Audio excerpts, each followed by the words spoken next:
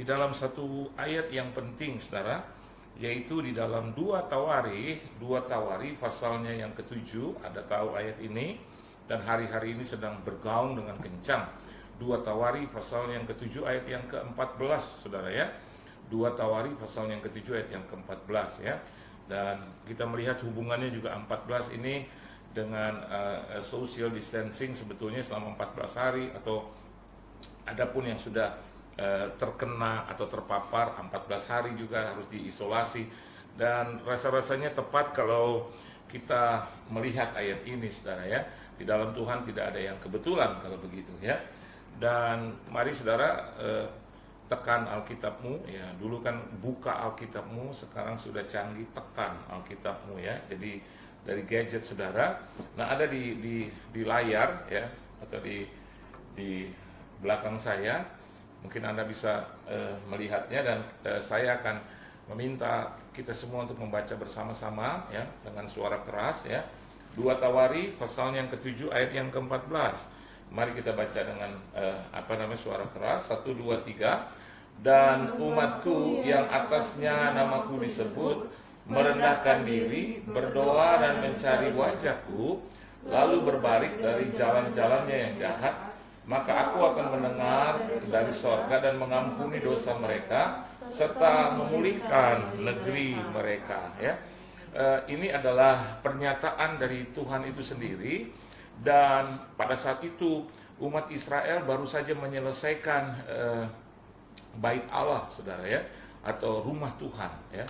Dan Tuhan berjanji sebetulnya Raja Daud ingin membangunnya, saudara. Tetapi firman Tuhan datang kepada Raja Daud dan berkata, bukan engkau yang membangun, tetapi anakmu, keturunanmu ya. Dan hari ini kita bisa melihat bahwa Tuhan menepati janjinya. Amin, saudara ya. Dan saya yakin dan percaya setiap kata, setiap kalimat ya, setiap bagian, bahkan setiap kalau kita sebut sekarang perikop ya, itu semuanya mengandung arti dan semuanya digenapi dan tergenapi, saudara. Walaupun itu cerita ya, walaupun itu peristiwa di masa lalu, tetapi hari ini kita bisa melihat semuanya terjadi ya. Dan kalau kita perhatikan di sini bahwa Tuhan menyatakan ini kepada Salomo dan kepada umatnya pada saat itu yang duduk bersimpuh ya, menyembah, dan mereka memuji memuliakan Tuhan ya. Ada suara Tuhan yang disampaikan.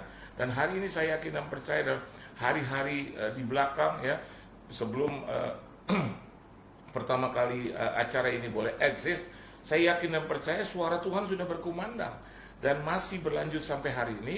Dan kita tidak tahu sampai ke depan, tapi saya yakin dan percaya bahwa ke depan pun suara Tuhan itu masih berlaku. Yang saya maksudkan, saya tidak tahu sampai kapan wabah ini berhenti, saya tidak tahu. Tetapi yang saya tahu bahwa suara Tuhan itu berkuasa, firman Tuhan itu berkuasa, dan janji Tuhan itu pasti digenapi. Ada yang menghubungkan dengan 4 pengendara kuda dari kitab Wahyu, kejadian sekarang, saudara. Dan itu pun tidak salah. Tetapi ketika kita salah menebak-nebak gitu ya, dan bahkan mengatakan kira-kira tanggal begini gitu, tanggal bilangan ini dia akan datang. Dan itu adalah satu kesalahan, karena Alkitab tidak berkata demikian, hanya Bapa di sorga yang tahu. Yesus juga katakan itu, hanya Bapa di sorga yang mengetahui. Nah, dari sini kita bisa melihat bahwa sesungguhnya apa yang kita alami, apa yang kita jalani sekarang, semua dalam pengetahuannya Tuhan, sepengetahuannya Tuhan. Tapi hari ini ada begitu banyak orang sedang mencari formula. Ada begitu banyak orang sedang mencari jalannya ya. Dan apa sih, bahkan menebak-nebak what's going on gitu, and what's next gitu, what happened ya. Tapi kalau kita melihat kebenaran firman Tuhan ini, maka biarlah jawaban itu timbul atau datangnya dari Tuhan, saudara ya. Dan kalau kita perhatikan di sini dari Indonesian Bible ya, di situ dikatakan bahwa dan umatku ya, dan umatku. Ini penting, saudara, dan umatku. Ternyata hal yang pertama yang saya mau bagikan di balik suara Tuhan itu kepada Salomo, kepada seluruh bangsa Israel, dan hari ini juga masih tetap berkumandang. Hal yang pertama yang perlu saya dan Anda garis bawahi adalah if my people ya, and my people. Jadi Kata umatku di sini berarti bicara tentang miliknya Tuhan. Ya, my people dan umatku, ya. Dan yang kedua ini bicara tentang ini maunya Tuhan. Jadi kalau ada orang tanya, bagaimana nanti mengantisipasi apa yang harus dilakukan dan apa yang harus dikerjakan, ternyata Tuhan sendiri berkata, suara Tuhan, firman Tuhan berkata, if my people. Dalam bahasa Indonesia dikatakan, dan umatku, jika umatku. Dalam bahasa Inggris dikatakan, if my people. Ya. Seluruh, entah itu NIV, NET, NESB, atau KJV, di situ mengatakan if, ya, hanya NSB yang mengatakan N, ya. Tapi ini juga bukan berarti berbeda, tetapi Alkitab ingin menjelaskan kepada kita jika. Artinya saudara, kalau jika sudah dilakukan atau belum? Jika. Apakah kita sudah ada di situ atau belum? Jika, ya. Oleh sebab itu hari ini yang belum ada di situ. Saya seringkali sebelum acara ini bilang, ayo undang siapa? Teman, ayo undang siapa? Keluarga, ya. Undang teman itu mereka juga tidak harus datang ke rumah saudara, tetapi cukup di rumah masing-masing, ya. Di rumah aja, tagar di rumah aja. Tapi untuk seluruh keluarga yang ada di kediamanmu, ayo suruh mereka angkat ini. Nyalakan, on gitu, ya, switch on, dan biar kita bersama-sama. Kata umatku kan di sini bukan hanya satu, tetapi bersatu, saudara. Artinya banyak, if my people, ya, nation. Jadi kalau saya dan Anda betul-betul menyadari bahwa kita adalah umatnya, maka sepatutnya tidak boleh terpecah. Amin, saudara, ya. Beberapa hari yang lalu atau kemarin dan hari ini saya tidak terganggu, tapi saya mendengar ada adik saya memutar, ya, ada seorang hamba Tuhan terus dalam keadaan seperti ini masih saja menyerang hamba Tuhan yang lain. If my people, saudara, selesaikan dulu, ya, karena kalau begini, saudara, kalau saya merasa saya paling benar, maka tidak ada lagi my people, kesatuan itu. Sedangkan kita sedang menghadapi musuh bersama begitu. Kita sedang menghadapi musuh utama. Apa ini? Ya, kuasa kegelapan. Apa ini? Wabah, penyakit. Dan kalau Anda bilang, oh ini datangnya dari Tuhan, terus diulang-ulang datangnya dari Tuhan. Lama-lama sepertinya begini, kita menyalahkan Tuhan. Sebetulnya tidak seperti itu. Tuhan punya formula yang bisa dipakai oleh saya dan Anda untuk memerangi itu. Jadi bukan memerangi orang, saudara. Hari ini kita memerangi kekuasa kegelapan, gitu loh. Kita memerangi musuh utamanya di depan mata, corona dulu, gitu. Daripada kita terus nggak pernah berhenti urusin satu dengan yang lain. Dan saya juga lihat kehidupan itu hamba Tuhan kayak yang paling benar, gitu loh. Saya nggak merasa saya paling benar. Yuk kita sama-sama dengan penuh kasih. If my people. Ya kalau Anda di kota masing-masing, Anda harus berkata I am his people. We are. Begitu loh, saudara, ya.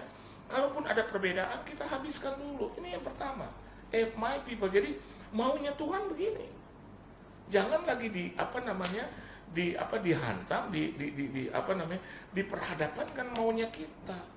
Maunya Tuhan, if my people. Amin, saudara. People itu nggak pakai S loh, peoples gitu loh. Enggak, people berarti satu. Amin, saudara, ya. Mari semakin lama kita buat satu kesatuan yang kuat, biar Tuhan berkenan atas bangsa kita, atas kota kita, atas keluarga kita. Kalau hari ini keluarga kita lagi terpecah, atau mungkin tadi siang ada sedikit gesekan, ya, hari ini sudah, atau malam ini harus sudah satu, saudara.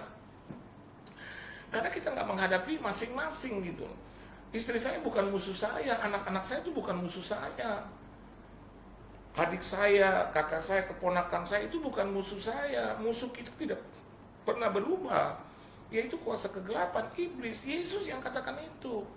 Oleh sebab itu, mari kita hidup dalam satu kesatuan, my people. Dan ini maunya Tuhan. Jangan ditabrakkan gitu dengan maunya kita. Nah, biarlah kehendak Tuhan, biarlah mau Tuhan yang terjadi. Amin. Mau-maunya Tuhan itu yang terjadi. Apa? Kita sudah diberikan formula yang baik. Dan yang kedua, di situ dikatakan yang atasnya namaku disebut, ya. Amin, saudara. Jadi di dalam kehidupan saya, di dalam kehidupan saudara, saya dan Anda juga harus menyadari bahwa kita ini kepunyaan Tuhan. Coba Anda perhatikan di dalam NET, ya, terjemahannya dikatakan, my people who belong to me. Amin, saudara. Who belong to me, ya. Yang menjadi milik gitu loh. Miliknya siapa? Bukan milik kuasa kegelapan. Bukan milik penguasa-penguasa di udara, bukan milik daging, tapi kita adalah miliknya Tuhan. Yang atasnya namaku disebut dalam bahasa Indonesia. Jadi hari-hari ini yang kita sebut siapa? Dalam kehidupan kita sehari-hari, next juga nanti ke depan, siapa sih yang berkuasa? Siapa yang harus kita sebut? Bahkan dia harus mendominasi di dalam kehidupan kita umat percaya. Dari tubuh, jiwa, dan roh sering-sering mengucapkan, mengatasnamakan, atau sering-sering mengatakan tentang Tuhan. Who belong to me, berarti Anda adalah termasuk atau miliknya Tuhan. Miliknya Tuhan tidak boleh ada di dalam miliknya yang lain. Miliknya Tuhan tidak boleh menyembah yang lain. Miliknya Tuhan tidak boleh mengakui ada pribadi yang lain. Dia sudah miliknya Tuhan, sudah ditebus, sudah diselamatkan, maka kita solid jadi miliknya Tuhan. Jadi kalau hari ini kita melihat bahwa ada wabah, ada penyakit, kita harus bersatu dan menyatakan begitu, bahwa saya ini miliknya Tuhan, bukan miliknya penyakit. Saya miliknya Tuhan, bukan miliknya kuasa kegelapan. Amin, saudara. Dan juga jangan menyebar ketakutan demi ketakutan. Yang kita sebarkan adalah sama seperti Tuhan sebarkan. Tuhan sebarkan selalu kebaikan, maka kita juga harus menyebarkan kebaikan. Saya sebagai hamba Tuhan harus menyebarkan juga kabar baik, saudara. Injil itu bicara tentang good news, kabar baik. Jadi orang yang miliknya Tuhan harus juga berjalan hidup sesuai dengan firman Tuhan. Itu yang kedua. Dan yang ketiga, di situ dikatakan humble, saudara, merendahkan diri. Amin, saudara. Shall humble themselves. Dalam KJV dikatakan shall humble themselves, yang merendahkan dirinya. Jadi sudah ada dalam masalah, sudah ada dalam persoalan, mari kita rendahkan hati kita, saudara. Amin, saudara. Kalau saya dan Anda adalah umat Tuhan, kita adalah miliknya Tuhan. Amin. Dan yang ketiga, ya apa susahnya juga untuk merendahkan diri. Saudara, kalau kita menyebut dosa, rata-rata dari dosa, coba nanti Anda flashback, Anda renungkan, hampir semua dosa biasanya bersinggungan dengan kesombongan. Betul apa betul? Ya. Orang jatuh itu karena sombong, ya, merasa dirinya lebih pintar bahkan dari Tuhan. Ya. Seorang seorang musisi ternama dunia, dia berkata, I'm more popular than Jesus. Ya, dia ditembak, saudara. Ya, dia bilang I'm more popular than Jesus. Sombong gitu, memang dia diulu-ulukan, tapi tetap dia harus berkata bahwa popularitas yang dia miliki sekarang karena Tuhan, yang menyebabkan. Oleh sebab itu kalau hari ini ya seluruh umat di dunia, saya baca kadang-kadang bergidik juga gitu, saudara, ya, bahwa sekarang orang cari Tuhan. Sekarang orang tuh betul-betul sungguh-sungguh. Bahkan mereka sudah tidak berhitung lagi dengan hartanya gitu loh, saudara, ya. Mereka tidak berhitung lagi dengan apa yang dia punya. Bahkan banyak DM atau direct message yang saya terima. Mereka bilang begini, kangen gereja gitu ya, kangen ibadah gitu ya, saudara. Dan saya juga sebagai hamba Tuhan terharu. Apakah mereka saja yang kangen, saya lebih kangen lagi, apalagi saya suka membawa message-nya Tuhan, ya. Kita kangen. Oleh sebab itu, mari nanti setelah saya yakin dan percaya bahwa pasti ada hari di mana selesai. Amin, saudara. Hanya saya tidak tahu kapan, ya. Tapi ya, all we have to do, yang harus kita lakukan adalah, yuk mari merendahkan diri yang biasanya dulu hidupnya sombong banget, ya. Kalau di medsos maki-maki gereja gitu loh, ya. Dan dia berpikir bahwa nggak usah ke gereja gitu ya. Dan dia bilang, aduh pendetanya begini. Dia ngomongin pendeta terus, kan, ya. Coba kalau pendeta juga ngomongin jemaat, terus kita kadang-kadang juga enak juga gitu ya. Ini jemaat yang di medsos rajinnya cuma ngomongin pendeta terus, ngomongin orang lain terus, nggak pernah berhenti. Dan saya mau katakan, dan kalau dia memiliki pembelaan diri begini, gereja dong harus berubah, hamba Tuhan dong harus berubah, betul ya. Tapi kan juga dia harus berubah, sama seperti kita yang harus berubah, sama-sama kita memiliki kerendahan hati. Dan Tuhan mau kalau masalah ini cepat selesai, maka umat Tuhan yang mengaku dirinya milik Tuhan harus merendahkan dirinya. Amin, saudara ya. Di situ dikatakan themselves ya. Walaupun people itu merujuk kepada singular, tapi di sana dikatakan shall humble themselves ya. Jadi itu bentuknya juga jamak itu, saudara ya. Bentuknya bukan singular ya. Jadi di sini kita lihat bahwa ada satu kumpulan ya, ada satu persekutuan yang besar yang harus merendahkan diri. Satu orang merendahkan diri itu baik, tapi kalau semua orang sadar bahwa ternyata mereka butuh Tuhan, itu adalah langkah yang tepat untuk mempercepat dipulihkannya kota kita, dipulihkannya negara kita, bahkan dipulihkannya rumah tangga kita. Dan Alkitab katakan and pray ya. Ini yang saya mulai, pray ya. Siapapun kita ya, kita harus berdoa. Apa sih berdoa? Mungkin Anda sudah bosan dengan kata ini. Bersekutu. Amin. Bersekutu untuk sepakat dan nama Tuhan disebut di situ. Nama Tuhan dihormati di situ. Dan nama Tuhan diagung-agungkan di situ ya. Dan pray di sini bersekutu untuk meminta kepada Tuhan. Amin, saudara. Doa itu, pujian dan penyembahan itu beda dengan doa. Kalau pujian dan penyembahan kita berikannya semua kepada Tuhan. Kita bukan siapa-siapa, tetapi yang kedua permintaan, saudara. Bicara tentang doa itu juga bicara tentang permintaan kita. Banyak orang bilang gini, kita nggak perlu berdoa. Ada saya pernah dengar karena saya ada di tempat itu dan dia berkata di atas panggung, saya mengerti bahwa pengusaha Anda semua adalah orang-orang yang sibuk gitu. Dan dia bilang bahwa doa itu dilakukan kapan saja. Sampai di sini saya masih setuju. Tapi kalau dia katakan ya karena sibuknya Anda, Tuhan juga tahu ya. Jadi tidak butuh waktu, saudara. Jadi boleh semenit, boleh hanya dalam hati ya. Anda tidak perlu memiliki waktu-waktu khusus dengan Tuhan. Wah, saya langsung, bukan saya mungkin ya, tapi Roh Tuhan juga yang ada pada kita. Langsung saya berpikir, masa sih gitu. Nah, hari ini buktinya karena peristiwa ini saya melihat ada banyak orang sekarang datang kepada Tuhan. Saya baca di Washington, saya lupa apa itu ya, bahwa akibat Anda bisa baca itu di berita kini ya, berita terkini di Amerika Serikat 29%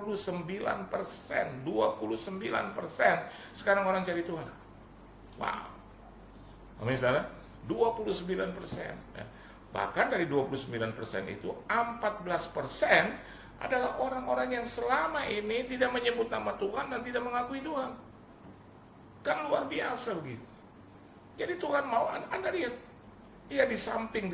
Seringkali saya bilang, saya bersimpati, berbela sungkawa atas korban ya. Kita juga tidak bisa berbuat apa-apa. Bahkan tim medis sudah melakukan yang terbaik dan tiba-tiba saatnya tiba dan mereka dipanggil oleh Tuhan. Mereka juga adalah pahlawan iman, saudara ya. Karena banyak dari mereka juga hamba Tuhan, bahkan juga melayani Tuhan. Tetapi akibat dari COVID-19 ini di Amerika saja itu banyak orang-orang yang tidak mengenal Tuhan dan banyak orang-orang yang dulunya tidak menyebut nama Tuhan mulai tertarik untuk apa? Sudah ternyata membaca Alkitab. Luar biasa. Dan harusnya kita bertepuk tangan begitu ya. Kenapa demikian? Karena Alkitab juga mencatat bahwa kalau ada satu orang bertobat saja, seluruh malaikat bertempik sorak di atas. Jadi saya mau tanya kembali kepada saudara, ini demi keuntungan siapa? Memang di sisi yang lain kita bisa melihat, aduh Pak, korban berjatuhan, banyak yang sakit, betul itu betul. Tapi on the other hand, dalam sisi yang lain kita lihat juga beberapa hari yang lalu saya bilang, ada keuntungan buat Tuhan. Amin. Kan kemarin saya katakan orang yang mati di dalam Tuhan itu berharga, saudara ya. Jadi kita tahu bahwa mereka pergi ke rumah Bapa. Tapi hal yang kedua yang masih hidup, Tuhan mau juga mereka selamat. Karena 1 Timotius pasal yang kedua ayat 3 dan 4 menyatakan, kalau Anda tanya maunya Tuhan, Tuhan mau semuanya selamat. Dan ini adalah sesuatu juga yang diizinkan Tuhan. Dan dengan hal ini baru saja di Amerika dan belum selesai, saudara. Dan mereka mengaitkan itu dengan kedatangan Tuhan Yesus kali yang kedua, mengaitkan dengan 4 pengendara kuda itu, saudara ya. Dan saya melihat jadi menarik gitu loh ya, dan menjadi seru gitu loh, saudara. Jadi seru aja gitu. Kita bilang, aduh puji Tuhan, terharu, oh haleluya, puji Tuhan. Di samping ada korban yang berjatuhan, ada ribuan, ratusan ribu, jutaan sekarang cari Tuhan. Luar biasa itu ya. Dan Alkitab juga teruskan, and seek my face. Jadi artinya di sini firman Tuhan coba kita angkat terus di dalam bahasa Indonesia. Di situ dikatakan and seek my face ya. And seek my face, naik. Nah, dan umatku yang atas namaku disebut merendahkan diri berdoa dan mencari wajah. Tadi kan saya katakan ya, mencari wajah Tuhan ya. Jadi wajah Tuhan di sini bicara tentang mencari kemuliaan sekarang. Mencari yang baik gitu, mencari yang mulia gitu saudara ya. Di tengah-tengah penyakit wabah itu kan kotor, sesuatu yang kotor. Dan kalau kita kita bandingkan ya, hari ini kita harus mencari wajah Tuhan karena mencari kemenangan ada di situ. Mencari kemuliaan ada di situ. Mencari kebenaran ada di situ dan mencari wajahku. Ternyata Alkitab katakan bahwa Tuhan itu punya muka, saudara. Amin ya. Dan bagi saudara yang mengenal Yesus, Anda sudah tahu bahwa seperti apa Tuhan. Amin. Dengan 2 mata, amin saudara. Dengan 1 hidung, dengan mulut yang satu, dengan 2 telinga, kita bisa melihat karena dia datang dalam rupa manusia ya. Dan hari ini tentu saja dia sudah mulia ya, sudah betul-betul mulia. Sebelumnya memang sudah mulia, but he became a man ya, became a flesh ya. Jadi menjadi daging, dan kita minggu depan akan merayakan keselamatan yang Tuhan berikan kepada kita dalam bentuk Paskah. Jadi and seek my face, cari kemuliaan di situ, cari kemenangan di situ.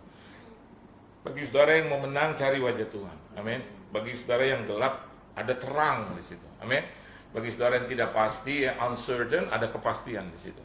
Dan terakhir Alkitab katakan, and turn from their wicked ways, ya. And turn from their wicked ways, dan berbalik dari jalan-jalan yang jahat. Ini bicara juga mengajar kepada kita untuk menjadi anak-anak Tuhan yang bertobat.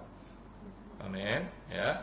Di masa lalu oke, sudah selesai. Amin. Saudara, saya juga punya masa lalu.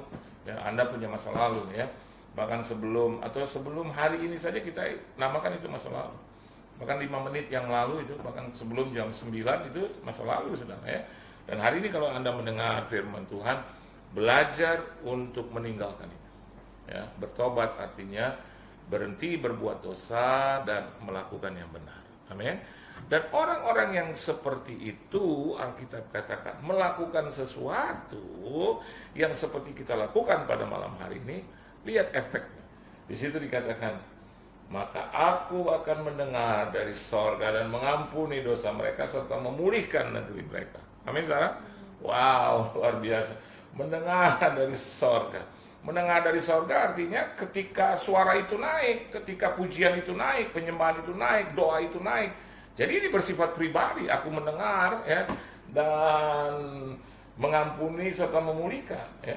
Kata mendengar artinya bukan hanya sekedar ya suara, tetapi juga dia akan bertindak dan melakukan sesuatu buat kita. Alkitab katakan dan mengampuni dosa mereka ya. Jadi sebelum dia melakukan sesuatu, kira-kira memang yang menghambat adalah dosa kita, saudara.